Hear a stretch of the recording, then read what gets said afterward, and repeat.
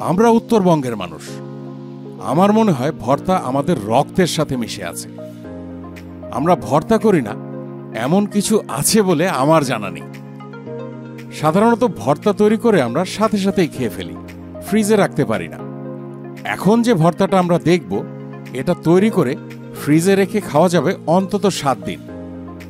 শীত চলে এসেছে, শীতে গা গরম করার জন্য পারফেক্ট এই কাঁচামরিচের ভর্তা। চলুন রুমানার কাছ থেকে রেসিপিটা শিখে নিই। কাঁচামরিচের ভর্তা, তাই আমাদের সব কাজ কাঁচামরিচ নিয়ে। 25টার মতো কাঁচামরিচ পানি দিয়ে পরিষ্কার করে পানি ঝরিয়ে নিয়েছে। এবার চাকু দিয়ে কাঁচামরিচগুলোকে দুফালা করে নিচ্ছে। কাঁচামরিচগুলো কাটার আগে পানি দিয়ে পরিষ্কার করতে হবে, কাটার পরে পানি দিয়ে আর ধোয়া যাবে না। মরিচগুলো কেন দুফালা করে নিচ্ছি একটু পরে বলছি। আমি চাকু দিয়ে করছি, আপনারা এই কাজটা বটি বা কাঁচি দিয়েও করতে পারেন, যার যেটা সুবিধা। এবার দেখেন কি করছি।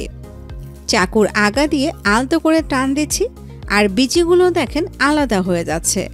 খুবই সহজ কাজটা। যেই মরিচগুলোতে বিচি হয়নি সেগুলোতে কিছু করার দরকার নেই। সবাই বলে বিচিতেই নাকি ঝাল বেশি থাকে। আমি যদি সবগুলো মরিচের বিচি রেখে দেই তাহলে ভর্তাটা এত ঝাল হয়ে যাবে যে খাওয়া খুবই কষ্টকর হবে। তাই আমি 80% মরিচের বিচি বাদ দিয়ে দেব, আর বাকি মরিচগুলো বিচি সহ রেখে দেব, কারণ কিছুটা ঝাল না হলে আবার ভর্তা খেতে ভালো লাগবে না। তবে যারা ঝাল খেতে পারেন, মানে ঝালখোর যারা, তারা এই কাজটা স্কিপও করতে পারেন। আবার যারা ঝাল একদমই খেতে পারেন না, তারা সবগুলো মরিচের বিচি আলাদা করে নিতে পারেন। নতুনদের শেখানোর জন্য আমি জিনিসটা একটু সময় নিয়ে দেখাচ্ছি। 80% মরিচের বিচি আমি বাদ দিয়ে দিয়েছি, আর বাকি মরিচগুলো দেখেন বিচি সহ নিয়ে নিচ্ছি।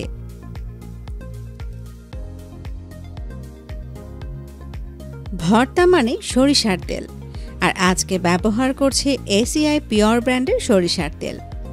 সরিষার তেল দিয়ে ভর্তা করলে ভর্তার টেস্ট এবং ফ্লেভার দুটোই ভালো আসে। আনুমানিক 2 টেবিল চামচের মতো সরিষার তেল গরম করে নিলাম।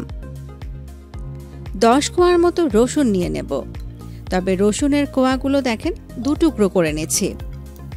যেহেতু আমার রসুনের কোয়াগুলো একটু বড়, তাই এই কাজটা করছে। আপনাদের রসুনের কোয়াগুলো যদি ছোট হয় তাহলে গোটা গোটাও দিয়ে দিতে পারেন। চুলোর আঁচটাকে মিডিয়ামে রেখে সরিষার তেলের সাথে রসুনগুলোকে ভেজে নেব। রসুনগুলোর গায়ে ভাজা ভাজা একটা কালার আসা পর্যন্ত। এই ধরনের আনুমানিক মিনিট খানেক ভাজলেই রসুনগুলোর গায়ে ঝলসানো একটা কালার চলে আসবে। তবে ভাজতে হবে কিন্তু অনবরত নেড়ে চেড়ে। দেখেন অলরেডি ঝলসানো একটা কালার চলে এসছে। এই পর্যায়ে পেঁয়াজ কুচি নিয়ে নেব 1 কাপ।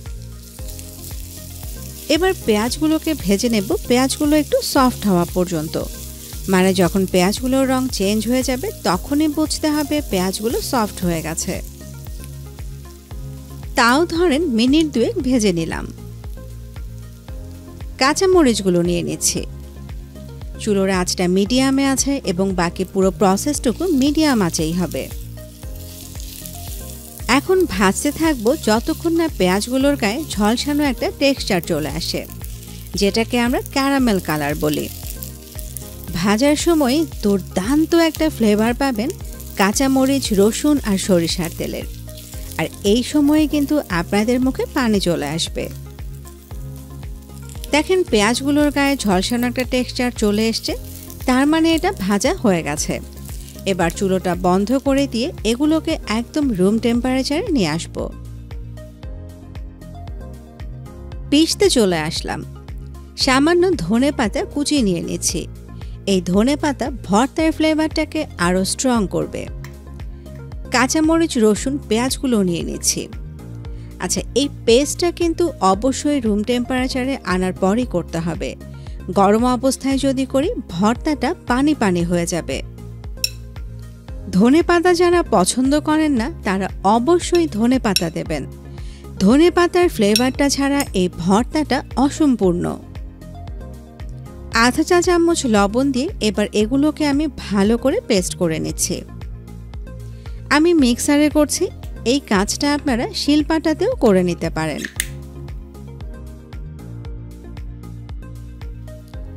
ভর্তার টেস্টটাকে আরও বাড়ানোর জন্য আমি কিছু পেঁয়াজ কুচি নিয়েছি। আধা চা চামচ লবণ আর সামান্য সরিষার তেল দিয়ে ভালো করে পেঁয়াজগুলোকে কচলে নেব। ভর্তায় পেঁয়াজ যত ভালো করে কচলে নেব ভর্তার টেস্ট তত বেড়ে যাবে। ভালো করে বলতে আমি বোঝাচ্ছি, কচলে একদম পেঁয়াজ থেকে পানি বের করে ফেলবেন। আমরা উত্তরবঙ্গের মানুষ, কাঁচা পেঁয়াজ কাঁচা লবণ ছাড়া ভর্তা একেবারেই অসম্পূর্ণ আমাদের কাছে। পেঁয়াজ ভালো করে কচলে নেওয়া হয়ে গেলে এবার পেস্টটা আমি এখানে দিয়ে দেব। শুরুতেই বলেছিলাম এই ভর্তাটা আপনারা ফ্রিজে রেখে দিতে পারবেন। এই যে পেস্ট করে নিলাম, দেখেন আমি কিন্তু কোথাও হাত লাগালাম না। এই পেস্ট করার পর একটা এয়ারটাইট বক্সে করে ফ্রিজের নর্মাল পোর্শনে রেখে দিতে পারবেন অন্তত 7 দিন। আর যখন খেতে মন চাইবে এরকম পেঁয়াজ দিয়ে মাখিয়ে নিলেই হয়ে যাবে। পেঁয়াজ দিয়ে না মাখিয়েও খেতে পারেন, কোনো সমস্যা নেই, টেস্টটা একটু এদিক সেদিক হবে। ভর্তা রেডি, এবার খাওয়ার পালা। কে কি দিয়ে খাবেন? এই ভর্তা কিন্তু ভাত খিচুড়ির সাথে ভালো তো লাগেই, আবার চিতই পিঠা, ছিট পিঠা, চাপটি পিঠা সব কিছুর সাথেই ভালো লাগে। আমরা যখন খুদের ভাত খাই এই ভর্তা ছাড়া খুদের ভাত কিন্তু অসম্পূর্ণ লাগে। অবশ্যই তৈরি করবেন আর দোয়া করার সময় আমাদের কথা মনে রাখবেন। এতক্ষণ সময় দিয়ে সাথে থাকার জন্য সবাইকে অসংখ্য অসংখ্য ধন্যবাদ।